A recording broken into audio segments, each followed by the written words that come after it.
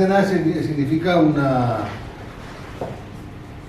conferencia enormemente larga y bastante complicada porque tiene muchísimas matemáticas. Yo voy a tratar de dar un repaso breve, como dice aquí, de las características de las antenas, y no de todas, sino sobre todo las que más empleamos nosotros, los aficionados, que son normalmente las antenas de hilo. Estamos aquí nosotros porque aquí hubo unos señores en la antigüedad que de alguna manera sentaron las bases tanto para las bases de la propagación de las ondas como de las propias antenas. Y vamos a hacer un breve resumen de quiénes eran estos hombres. Vamos a hablar primeramente de un señor que se llamaba Gauss. Este señor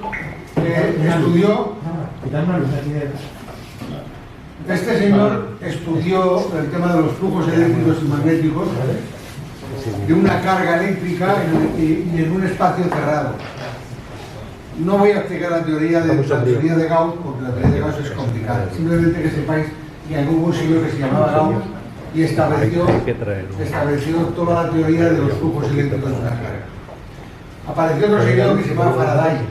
Este señor, que ha sido uno de los más importantes, estudió y estableció los fenómenos de la inducción magnética. Este señor fue el que dijo que un campo magnético generaba electricidad y un campo eléctrico generaba magnetismo, como cosa grande. Y aparte de eso también estableció la existencia de lo que es un campo y de las líneas de fuerza, un campo eléctrico o magnético, algo que emitía un campo que establecía un espacio de influencia desde a partir de una carga o de un suministro de energía electromagnética. Consideraba un espacio de influencia dentro del cual cualquier elemento que pudiera entrar dentro sufría los efectos de esa fuente.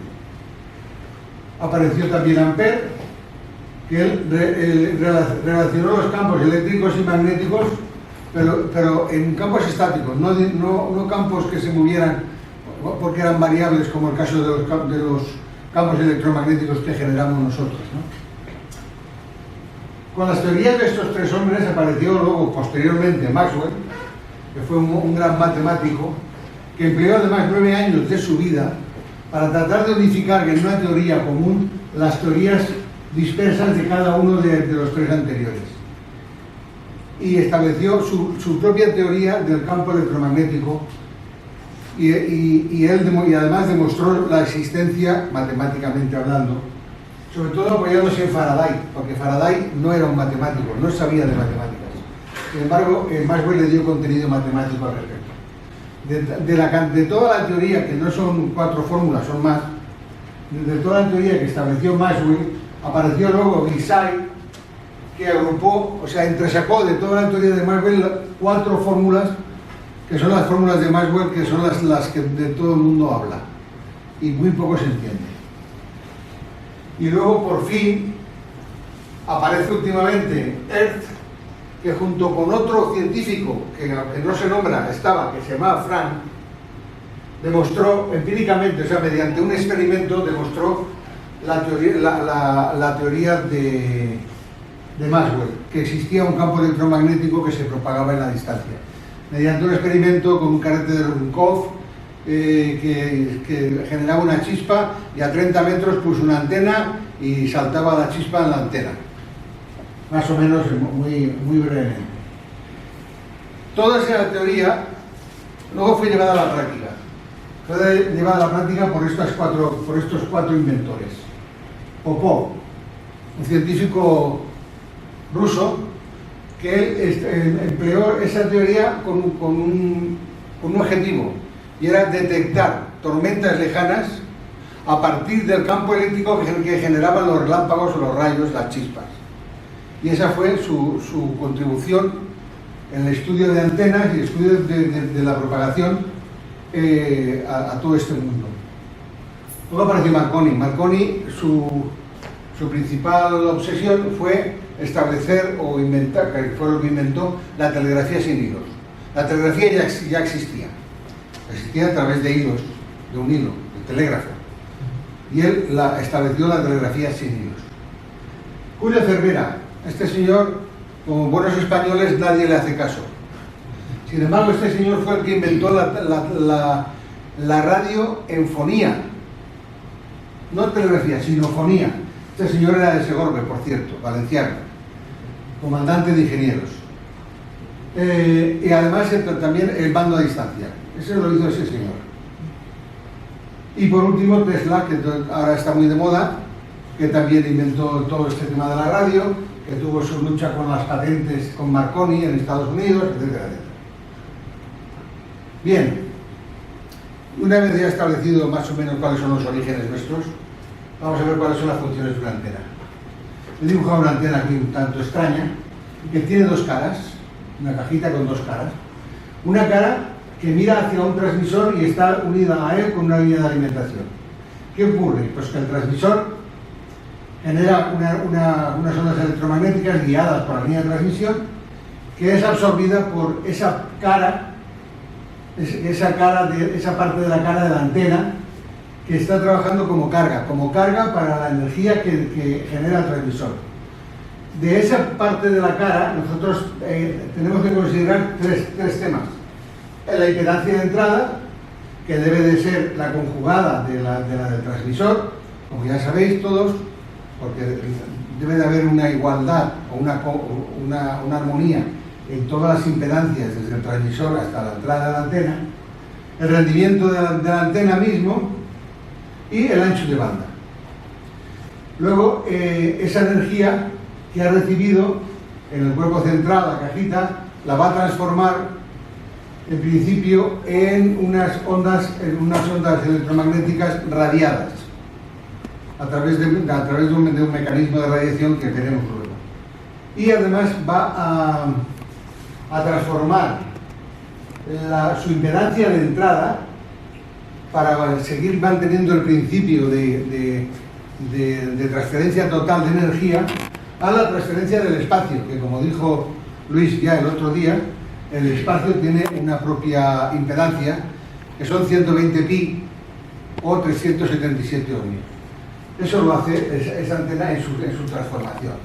Entonces, como radiador vamos a tener que considerar la distribución de la corriente que está presente en la antena, la resistencia de radiación, que es la responsable de la potencia radiada, la ganancia directiva, que es la responsable de la concentración mayor o menor del campo, que es para dar más o menos ganancia, la potencia radiada en sí, el diagrama de radiación, que es la consecuencia de la ganancia directiva, y la polarización del campo eléctrico generado por esa antena.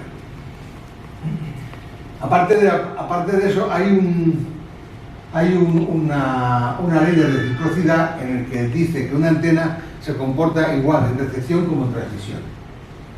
Entonces, aquí lo que ahora vamos a considerar también es otra característica más, que es su área de apertura o área efectiva, que significa que la antena como receptora tiene una capacidad de absorber la potencia o la densidad de potencia que existe en un campo presente del cual está recibiendo, es capaz de recibir toda la potencia presente en un área determinada. Esa área determinada es función de la ganancia directiva, por cierto. Entonces aquí de alguna manera lo he representado, es capaz, como si fuera un embudo, de recoger una serie, o sea, la potencia presente en toda esta área. Esa cantidad de energía que ella absorbe, además con una impedancia de 377 ohmios, la va a transformar al revés de como lo hemos visto antes, y aquí vamos a tener una potencia recibida medida ya en voltios normales o en vatios, o incluso en amperios, depende de lo que consideremos de esta energía que tenemos aquí presente. Hemos convertido algo que había en el aire, lo hemos convertido en una tensión que es posible de medir. Con esa tensión, a través de una línea de alimentación igual que la anterior, nosotros alimentamos un receptor. Esas son las tres características principales de una antena. El campo electromagnético, que es el que puede estar presente, como que hemos aludido antes, está compuesto por una cantidad de líneas de fuerza definida por Faraday, como he dicho antes, que es paralela a los conductores de la antena. Aquí he dibujado un dipolo, y vemos que el campo eléctrico, que es el de líneas discontinuas, es paralelo a los conductores del dipolo, mientras que el campo magnético está girando alrededor de él. Es un campo concéntrico alrededor de los conductores de los dipolos. Esto da lugar a que al ser un campo variable, se produce una radiación de este tipo. Como veis aquí, se va expandiendo en el espacio, y fijaros que cada vez que se alejan de la antena, las curvas que presentan estas burbujas de ondas cada vez se hacen más planas, de tal manera que en un campo suficientemente lejano nos vamos a encontrar al campo electromagnético como una reja que avanza perpendicularmente a su dirección de avance, de tal manera que las líneas de fuerza, acordaos que también lo dijo Faraday, que son las que definen los campos, se presentan unas en una dirección y otras en el sentido ortogonal o perpendicular a ellas, y el avance es perpendicular a los dos, tal como ven. Bien, y eso es una definición del campo electromagnético. Tenemos un campo eléctrico que denominamos E, que tiene características de voltios, de voltaje, y un campo magnético que denominamos H, que tiene características de amperios, de corriente. Fijaros que es curioso. Voltios por amperios igual a vatios. El producto de los dos campos es el que nos da la potencia que transporta el campo eléctrico. Nosotros vamos a estudiar, como he dicho al principio, la antena como elemento radiante. Y vamos a hablar de antenas lineales, nada más, no vamos a meternos en más historias. Todos los cálculos que se hacen, las consideraciones que se hacen con las antenas lineales, todas se refieren a tres tipos de antenas que se denominan o consideramos patrones. Una de ellas es el radiador isotrópico, que es un punto radiante, no tiene dimensión, y radia igual en todas las direcciones, ¿vale? Y entonces, pues, si estuviera dentro de una esfera, en el centro de una esfera, el interior de la esfera estaría iluminado de una manera uniforme. Luego tenemos el radiador elemental, que es un radiador muy pequeño, tan pequeño que los brazos del dipolo tienden a cero, como si no tuvieran, pero tienen una suficiente longitud como para crear un campo interferente, se interfiere entre cada punto de ese dipolo y produce el efecto de radiación que todos conocemos como si fuera un donut, ¿verdad? Y luego tenemos el dipolo de media onda, que el dipolo de media onda es más grande, más largo, justamente tiene media onda de longitud de punta a punta, y también genera un campo interferente y genera otro donut, pero un poquito más aplastado. Bien, y estos son los tres patrones que tenemos. Este radiador gana 1, o sea, en un punto determinado del espacio sirve como patrón y medimos la potencia que tiene en ese punto. El elemental, medimos la potencia que hay en ese punto cuando ese punto es la máxima potencia y mide y gana 1,5. O sea, tenemos 1,5 veces más potencia en la máxima radiación de este que de este. Y cuando consideramos este dipolo gana o tiene 1,64 veces más potencia en el punto considerado el dipolo que el radiador isotrópico. Las ondas, o sea, las ondas electromagnéticas se desplazan en forma de ondas. En estas ondas hay que distinguir las siguientes dimensiones. Una lambda. Lambda es una expresión de longitud de onda que es una letra griega, lambda, ¿vale? y es la distancia en metros o grados entre dos crestas, ahí está dibujado, entre dos crestas del mismo signo o dos ceros alternos. Decimos que esa distancia es una onda. La media onda es la distancia en metros entre dos crestas o dos ceros, que es la mitad. Vemos aquí, y vemos además que tiene 180 grados, mientras que una onda entera tiene 360 grados cuando la medimos en grados, puesto que tiene toda la circunferencia trigonométrica.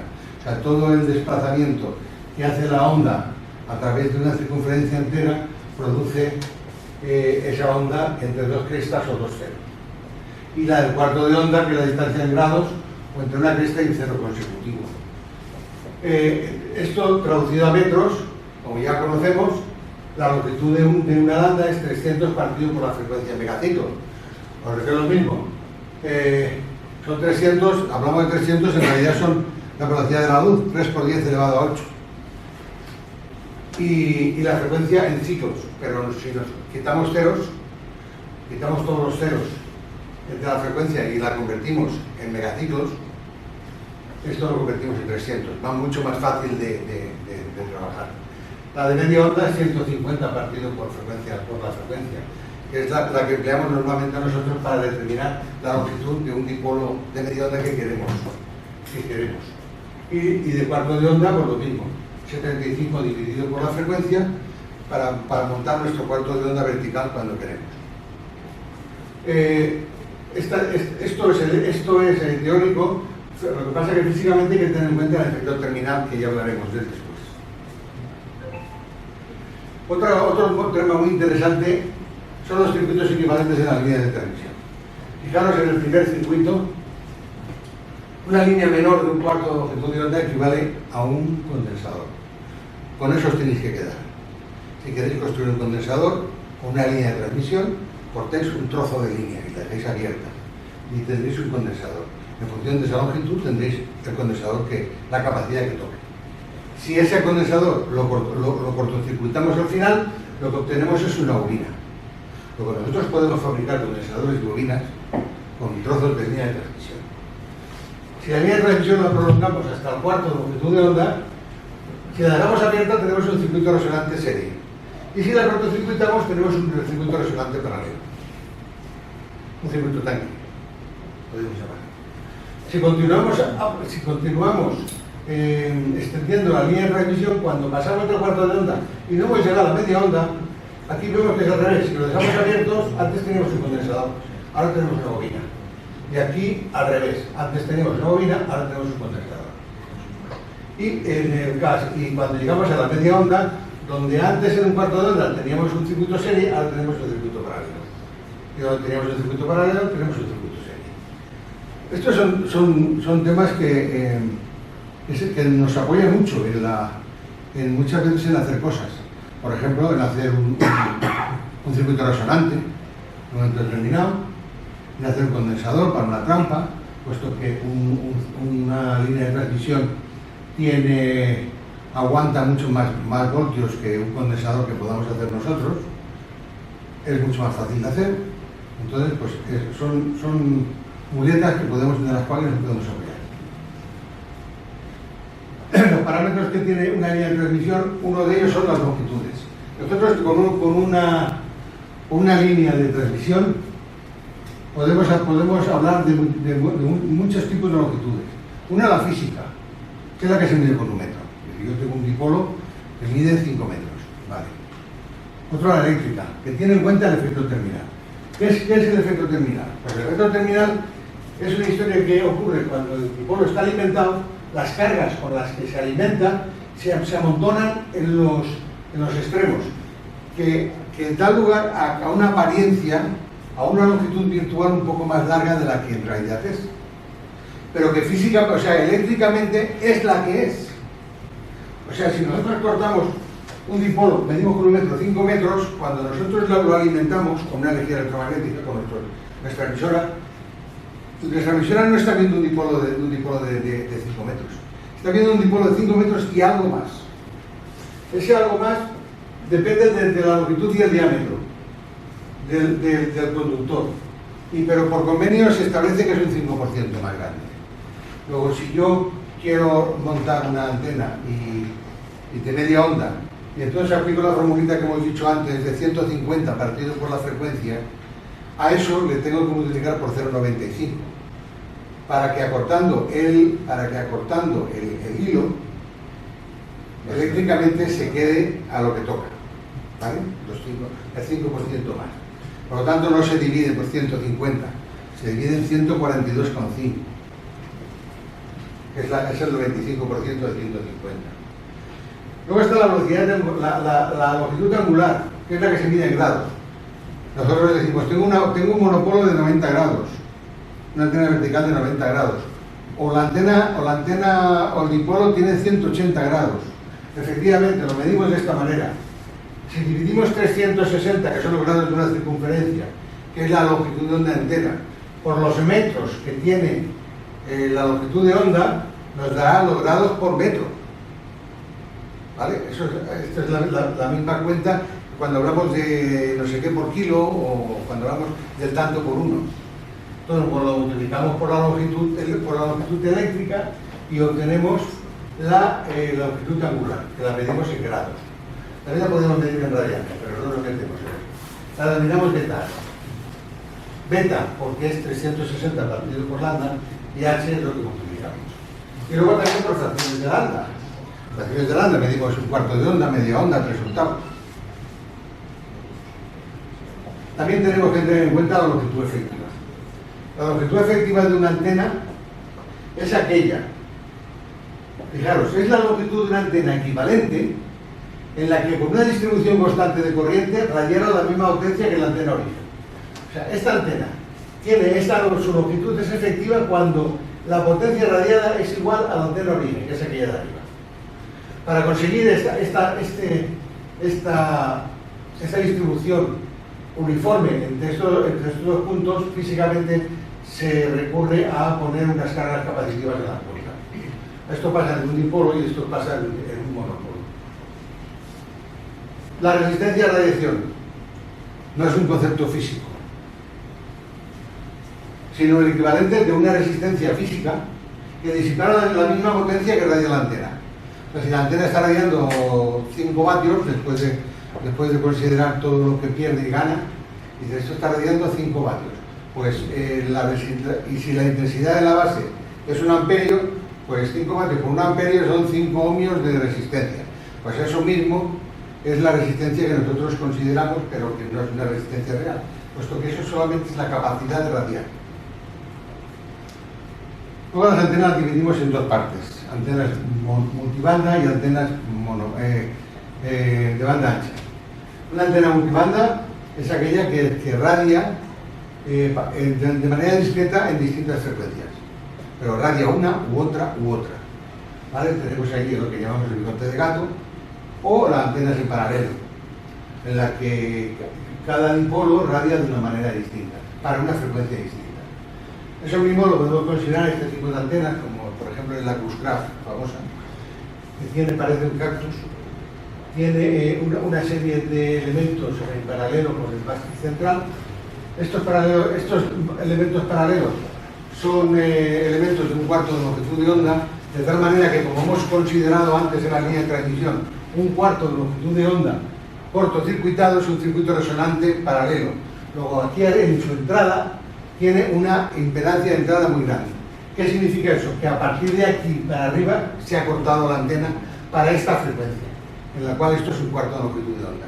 Así que aquí podemos cortar, podemos añadir todos los cuartos de longitud de onda que queramos, para que cada uno trabajará a una frecuencia determinada. Y por último, la que conocemos todo, que es la antena con trampas de LC. Esta también las conocemos, el trabajo interior es para la frecuencia más alta, resuenan los circuitos resonantes y abren la antena. Y luego cuando trabajamos con la frecuencia exterior, entonces ya esto no corta, simplemente es un circuito L, que es una carga, pero ya radia todo el tema. Las antenas de banda ancha son aquellas que entre dos frecuencias determinadas pueden radiar de forma continua en cualquier frecuencia comprendida entre esas dos. Tenemos aquí el ejemplo de la energía, de la antena de la antena logoperiódica, que supongo que la conocéis. La distancia o las dimensiones de cada dipolo van variando de una manera logarítmica, o una constante logarítmica entre todos los dipolos, y además están alimentados en contrafase. También tenemos la antena, el ancho de banda que tiene está definido por la longitud de los dipolos mayor y menor.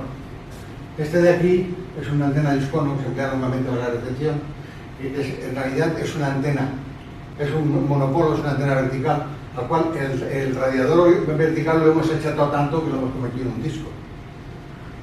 Entonces el disco que hay arriba es el radiador vertical, mientras que el cono que hay aquí debajo es el plano de tierra, que lo hemos aplastado, o sea, lo hemos bajado para aumentar la impedancia, y en realidad lo hemos hecho sólido.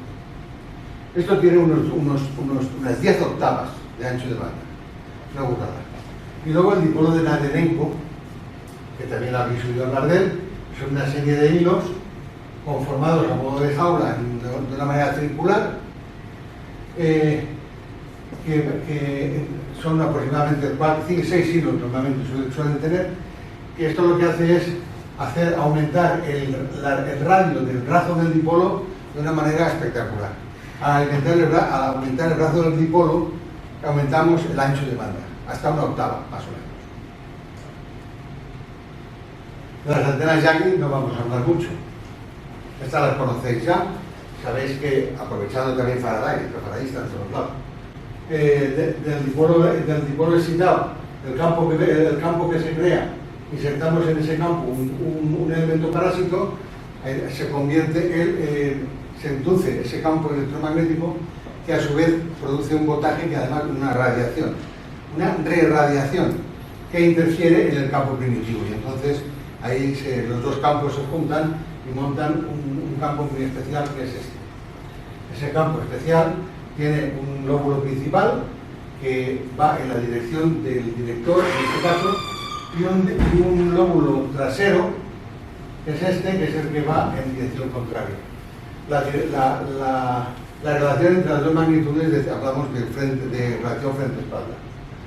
Eso sería 1 de 2, aquí sería lo mismo, pero en vez de poner un elemento parásito más corto que el elemento alimentado, aquí lo ponemos más largo, y entonces actúa de reflector. O sea, si ponemos más directorios, o sea, más directores, entonces aquí el lóbulo se va ensanchando, haciéndose más grande el lóbulo este, y el lóbulo trasero que más pequeño. Antenas de halo, de hilo. Se me come el tiempo. Bueno, las conocéis. Estas antenas, como veis, consta de un halo alimentado, y de alguna manera hay que considerar varias cosas. Primero, que esto radia de perfil, tal como está ahí. Tal como se indica ahí, las antenas pequeñas radian de perfil. Se pueden alimentar de la manera que se ve aquí en este primer cuadro. Se pueden alimentar mediante un eslabón, que vimos aquí. Son antenas de banda ancha, puesto que no hay más que ajustar el condensador para que vaya cambiando la frecuencia de resonancia. Y aquí la estamos alimentando mediante un zoom. Cuando las antenas son más de una longitud de onda, la radiación es transversal a la superficie del cuadro. Pueden ser cuadradas o poligónicas, de polígonos. Pueden ser circulares, o pueden ser como las más populares, en realidad son las delta Lu, sobre todo para baja frecuencia. Un triángulo de una longitud de onda. Todas tienen una longitud de onda, ya hemos dicho. Depende de donde la alimentemos, radiarán hacia un lado o hacia otro. Si la alimentamos aquí, radiarán hacia las nubes. Si la alimentamos aquí, hará una radiación normalita, más achatada, unos 30 o 40 grados, saldrá la dirección de los lóbulos principales. Aquí pasa lo mismo. Y la polarización aquí será horizontal. Si alimentamos con un lateral, será una polarización vertical. Otra antena de hilo son las antenas fractales. Las antenas fractales son muy modernas. Una de ellas hablamos del monopolo de Koch. Esto se consigue de la siguiente manera. Los vértices, los dos centrales, los uno en forma de los lados de un triángulo equilátero. Solo los lados. Entonces tenemos 1, 2, 3 y 4. Cada uno de ellos lo vuelvo a repetirlo. Por ejemplo, este igual que todos los demás, este trozo lo vuelvo a plegar, lo hago en 4 pedazos y hago otra vez lo mismo, 1, 2, 3 y 4. Una vez hecho eso, cada trozo lo vuelvo a plegar otra vez, lo hago 1, 2, 3 y 4. Y así lo podría hacer hasta el infinito. Eso es la teoría de los fractales. Se repiten desde un panorama original y se va repitiendo hasta el infinito. Normalmente aquí hay 3 iteraciones, se llaman iteraciones cada repetición. Entonces aquí hay 3 iteraciones. ¿Y qué ocurre con esto? Pues bueno, ¿esto qué ha ocurrido? Pues que al plegarse los hilos, dos puntos de un dipolo o de un monopolo estaban separados, por ejemplo, una distancia así, ahora al pegarse la distancia entre esos dos puntos es más pequeña. Si es más pequeña aumenta la capacidad entre puntos. Para aumentar la capacidad entre puntos, nosotros tenemos que hacer, esto tiene que ser más largo para que aumente la inductancia y al aumentar la inductancia compensar esa capacidad que se ha creado. Consecuencia, si este hilo tenía un cuarto de onda, ahora ya no tiene un cuarto de onda, tiene más, ¿vale? Eso lo vamos a ver ya en el siguiente y último. Y la última. Aquí tenéis algo que es factible y hay radioaficionados que los tienen hechos. Yaguis de cuadro, una cúbica Poix, por ejemplo, que son dos elementos, es una Yagui de dos elementos que son dos cuadros, un director y un reflector, pero que los han plegado.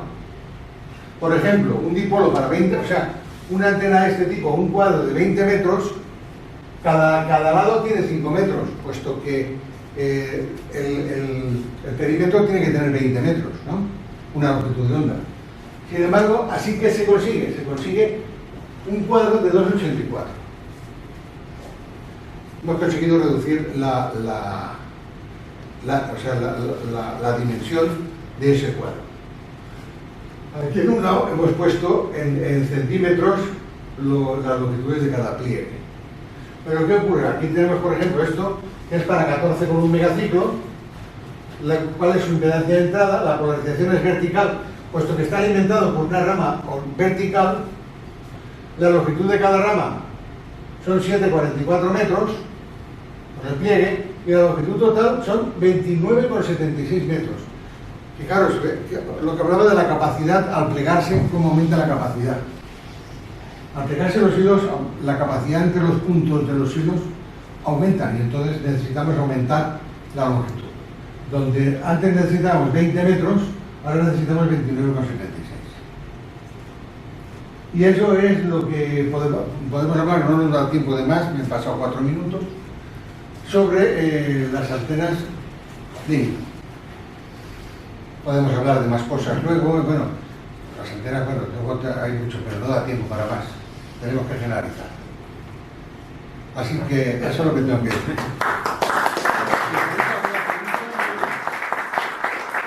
Si tenéis alguna pregunta y queréis estar un ratito más, yo con mucho gusto contestaré si la sé. Y si no, pues, hasta la próxima.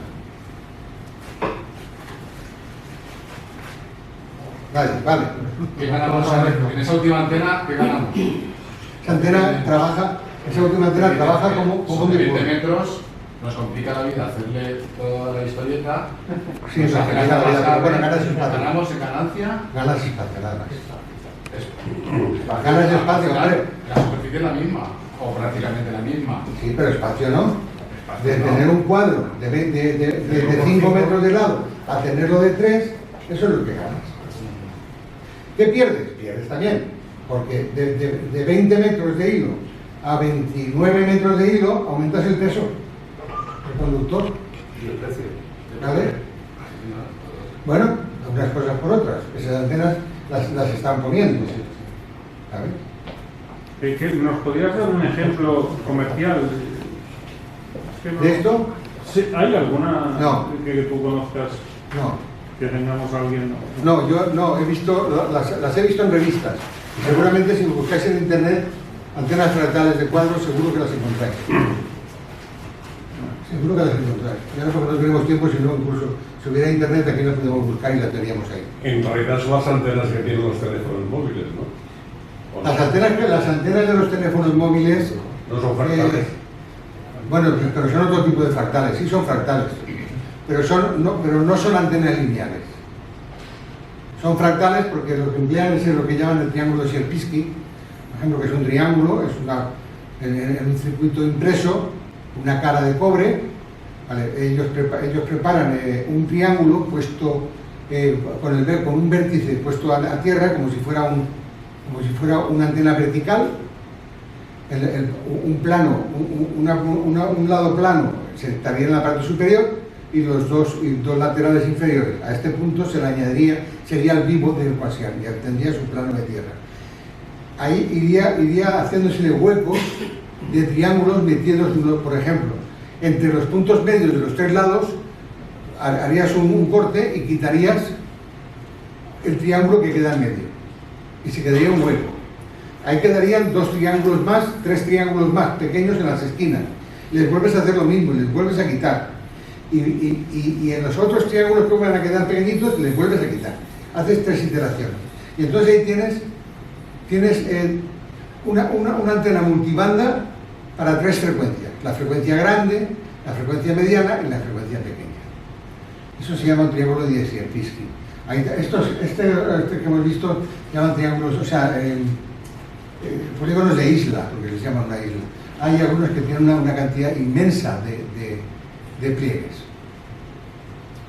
Y eso es lo que respecta a las antenas fractales. Buenas tardes. Buenas tardes.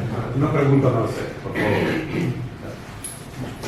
Yo quería saber cuál es la posición física del dipolo, la posición física, dijéramos, en ángulo de apertura, en un dipolo U invertida, son de apertura y también de altura con respecto a la tierra, al suelo.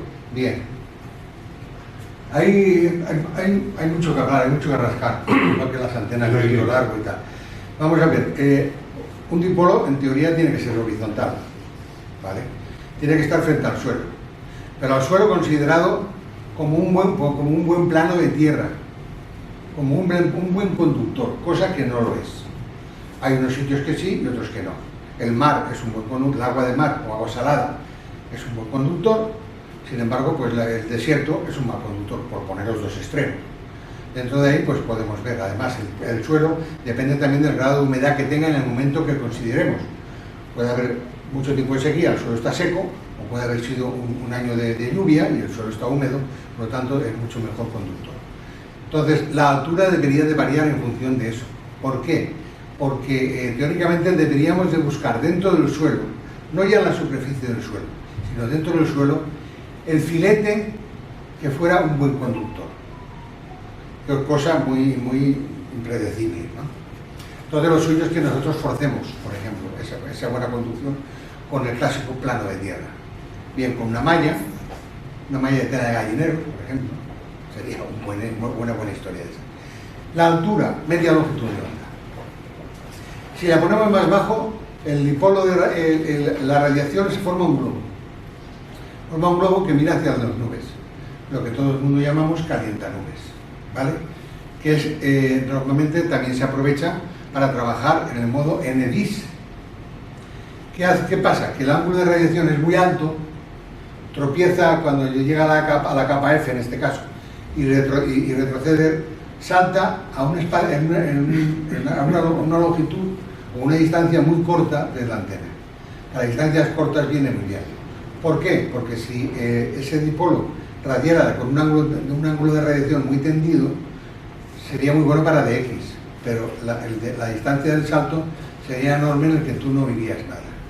Depende para unas cosas, vale para una cosa y no vale para la otra. El ángulo de apertura para una V invertida viene a ser entre 50 y 120, para conseguir una impedancia en el punto de alimentación de 50 ohmios, más o menos, 50, 55, 45, 60, pero no más ni menos.